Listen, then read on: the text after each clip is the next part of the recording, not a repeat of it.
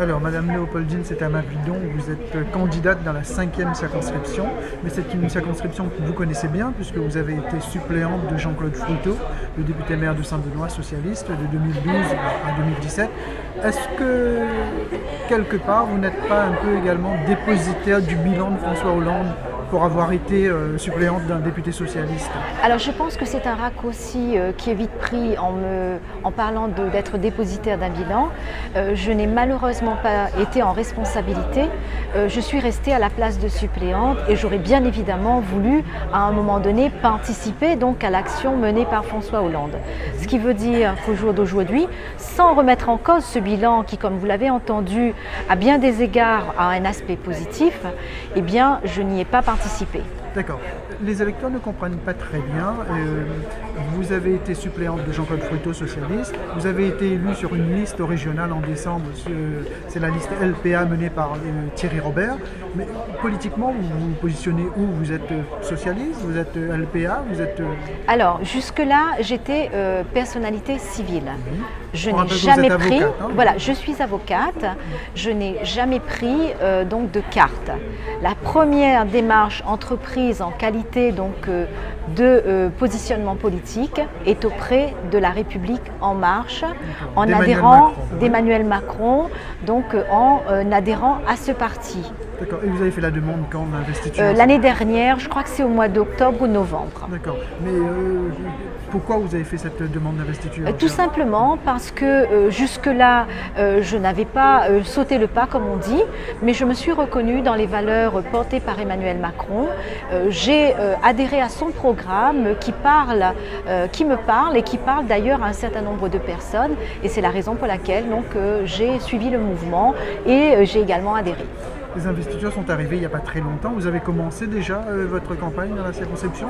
Alors la difficulté, c'est tant que la campagne n'est pas ouverte, malheureusement, on ne peut pas le faire. Je sais que certains candidats ont commencé depuis un certain nombre de temps, mais je sais que pour ma part, si je l'avais fait, on m'aurait sanctionné. On n'aurait pas manqué donc de tirer argument par la suite pour dire que j'ai fait les choses en dehors des clous. Je me suis bien gardée de démarrer ma campagne électorale avant lundi. Vous êtes dans une circonscription où il y a un grand nombre de communes qui sont à droite. Ce sera difficile pour vous? Sinon, vous allez jouer, comme vous l'avez fait tout à l'heure, sur le cumul de mandats. Parce que un de vos adversaires, notamment l'adversaire principal, à 5 mandats. Oui. À 5 mandats actuellement, c'est vrai que l'une des valeurs que je porte, c'est le non-cumul des mandats. Je suis contre et je pense que pour une question d'efficacité de nos institutions, il faut absolument se préserver et se garder de donner un mandat supplémentaire à quelqu'un qui en a plusieurs. Vous êtes déjà conseillère régionale, hein, je suis déjà conseillère régionale, mais malheureusement, je ne suis pas beaucoup en activité parce que vous le connaissez tout aussi bien que moi, grâce à votre grande expérience d'ailleurs de l'analyse politique, que quelqu'un donc qui se situe en dehors d'une majorité n'a malheureusement pas beaucoup de pouvoir et n'agit pas énormément. En revanche, cette démarche en faveur des législatives, eh bien, si je suis élue, me permettra véritablement de m'engager et d'être dans l'action. C'est ce que je souhaite véritablement parce que j'ai envie de travailler pour les Français. Vous savez, Monsieur Monrouge, je suis comme vous, une enfant de la République. L'enfant de la République qui, grâce donc aux mesures mises en place, a pu aller à l'école, faire des études, donner un sens à sa vie, élever ses enfants, eh bien quelque part c'est une forme de reconnaissance. J'ai envie de rendre ce qu'on m'a donné et de servir un peu plus la population qui en a besoin. Et c'est une circonscription où le vote des extrêmes a été très important, notamment que ce soit Mélenchon ou Front National notamment. Comment vous l'expliquez? C'est inquiétant déjà. Donc c'est un message très fort de la population qui dit le ras-le-bol qu'elle a pour en faveur de toutes ces personnes qui pendant des années se sont servis de la misère humaine, qui ont dit à chaque fois je vais vous donner une case. Écoutez, ceux qui se sentent concernés s'identifient. Moi je n'ai pas de leçon de morale à donner à qui que ce soit. En revanche, ce qu'on note, quand on fait du terrain, qu'on promet une case, qu'on promet un contrat, alors que ce n'est pas à nous parce que ce sont des biens publics, on est d'accord. Le contrat c'est une prestation de l'État.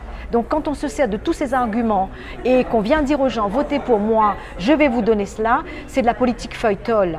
C'est de la politique de l'exploitation de la misère humaine. Nos enfants, Monsieur Montrouge, ils ont besoin d'autre chose. Ils attendent autre chose des politiques. Si moi, à l'âge où je suis, c'est-à-dire 51 ans, je m'engage pour de vrai, c'est-à-dire en sollicitant les suffrages en mon nom pour mener donc un projet avec la population. Vous allez leur dire de voter pour vous, pourquoi? Je vais leur dire de voter pour moi, tout simplement parce qu'aujourd'hui, on a un programme à mettre en œuvre. C'est la hausse des retraites pour les personnes âgées, la hausse des allocations handicapées, la diversification donc de l'activité des agriculteurs dans l'Est, c'est le développement économique avec la suppression des charges sociales pour les petites et moyennes entreprises. Ce sont des mesures fortes qui parle à la population et qui fait que l'adhésion doit être également très forte pour donner une majorité donc à notre président actuel pour qu'il respecte ses engagements. Sans majorité, complètement sans majorité, M. Macron ne pourra pas appliquer son programme.